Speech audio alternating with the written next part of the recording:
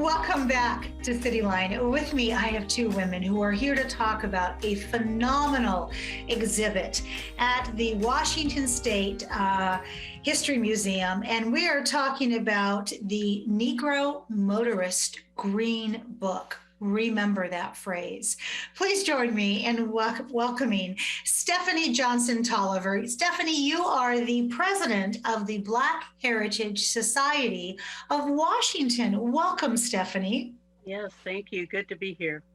It's good to have you here, my dear. And you brought with you Gwen Whiting. Gwen, you are the lead exhibition curator at our beloved Washington State Historical Society. Welcome, my dear.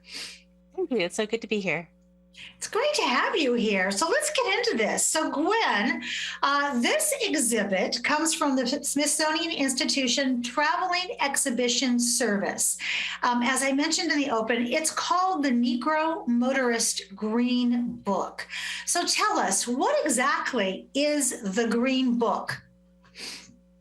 So the Green Book was a guidebook for Black travelers that provided a list of hotels, boarding houses, taverns, restaurants, gas stations, and other establishments throughout the country where they could go and count on service and that they would not be discriminated against. It was published during the years of Jim Crow America, so from 1936 to about 1967, when this discrimination was really widespread, although the publication itself did take a bit of a hiatus during the Second World War. So give us some back information on who created the Green Book and then how did it gain national presence, which is the bigger question. So that's a really amazing story. The person who created the Green Book was a man named Victor Green, who was a postal carrier who lived in Harlem, New York. And Green had traveled throughout the country for his job and, on vacation. And, experienced an incredible amount of segregation and discrimination on his journeys.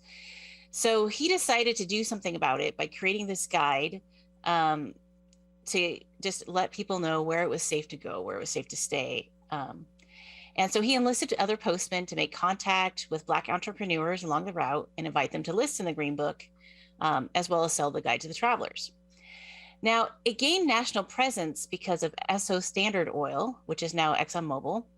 Esso hired James A. Jackson as a special representative to research the impact of Black consumers in America and to understand how to reach those audiences. Now, this happened in the 30s, and this was really revolutionary for the time because Jackson himself was a Black man. And at the time, Esso was one of the largest companies in the world. Victor Green came into contact with Jackson and he saw an opportunity. So the two of them together devised a plan to distribute the guide in stations across the country.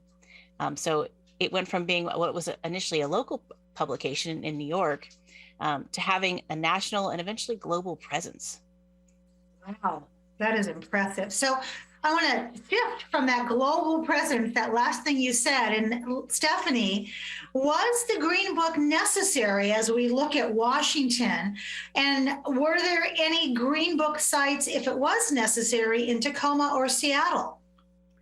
Yes. First, I want to say that the Green Book really did not erase the fears of the road, the travel, but it did relieve some of the anxieties, around the safe places that Gwen mentioned and the welcoming places for Black people as they charted their way.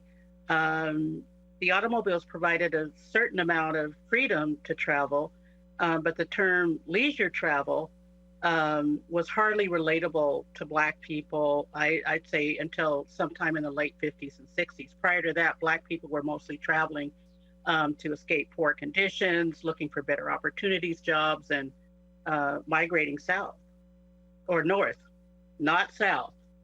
Getting away from the south, yeah. Yes.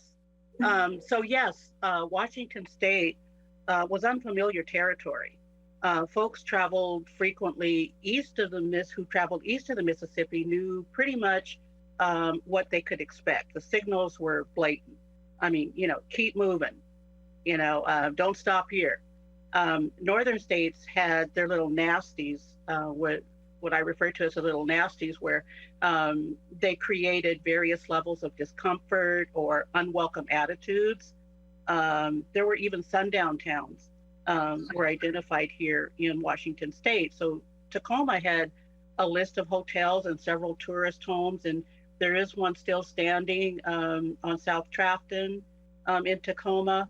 While in Seattle, it was more of a destination, to book with the book, and it had expanded lists of businesses, including the cafes, the gas stations. So Stephanie, I'm going to interrupt you for a second because I don't want you to give too much away about the exhibition, because I want to listen forever, but I'm like, I don't. Yes. I'm so surprised here. So yes, definitely Washington in that Green Book for a reason, for sure. Oh, yeah, and it's that reason still exists today. Mm-hmm. It's just it's harder to identify at times, isn't it? Yeah. What are we going to see when we visit this exhibition? Are we going to actually see green books under glass? You will, in fact, see original green books, and you will see also, you'll have the opportunity to sit down and actually page through reproduction green books from several different years. So if you're curious about what was in them, that'll be available to you. But the exhibit itself is actually really large. It takes up 2 galleries in the museum's 5th floor, and it includes everything from historical objects to photographs to home movies, to oral histories. And you'll also get the opportunity to see what happened to these Green Book sites, how they looked then and what they look like today. Many of the sites, unfortunately, have fallen into disrepair and no longer exist. Another really interesting part of the exhibition is that there is an interactive that'll give you an opportunity to plot your own journey, either with or without the Green Book as you choose, and to find out how that choice to use the Green Book would affect the way that you traveled and what that looks like. Interesting. So, Stephanie, in addition to this exhibition, you bringing some big names to Tacoma here that we want to showcase. You brought Yoruba Richin and Candace Taylor, who is coming in May. Can you tell us about the event with Candace? Who is she, and what is her relationship to this exhibition? Right. There are a number of really fabulous programs that are aligned to the exhibition.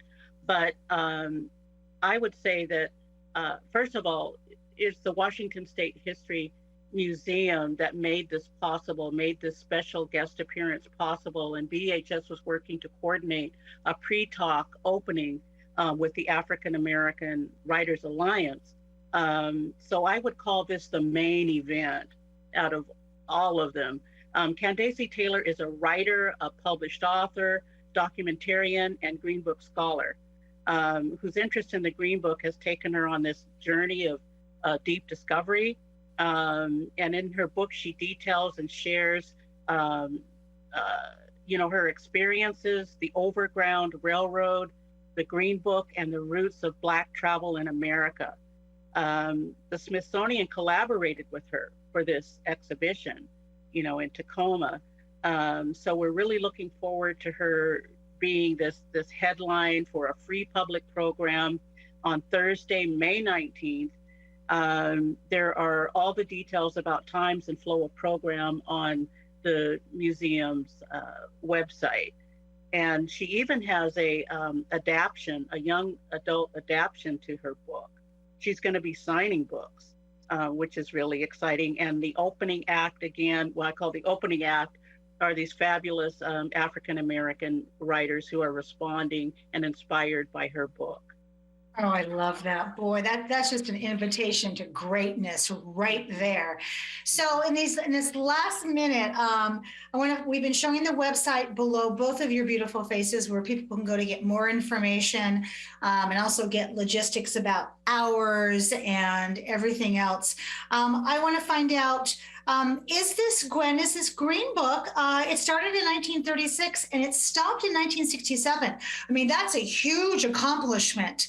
But why did the publication come to an end before I have to say goodbye to both of you? Well, the publication of the Green Book came to an end with the passage of the Civil Rights Act. As legal segregation was put to an end, folks no longer saw the need for the publication of the Green Book. there's of course that didn't end segregation or discrimination in the United States. I do want to clarify that. And there were some unintended consequences of losing the Green Book, in that in less than a decade after that act passed, half of the Green Book's Black-owned businesses closed due to government programs like urban renewal, and the fact that these businesses had to compete with larger white-owned businesses that had support of police, policymakers, and politicians. So the exhibition does acknowledge that and explains more about how that happened, and encourages us to think about how we can support Black-owned businesses today. Absolutely. Thank you both so much for being here today. Our time just flew by. Thank you for being the ones that heavy lifted this, for acknowledging this time in our history, and also helping us think about what our part is in those Green Book moments that we still have. So thank you both so much for being here. We have much more to come on CityLine. Don't go away. We'll be right back after this quick break.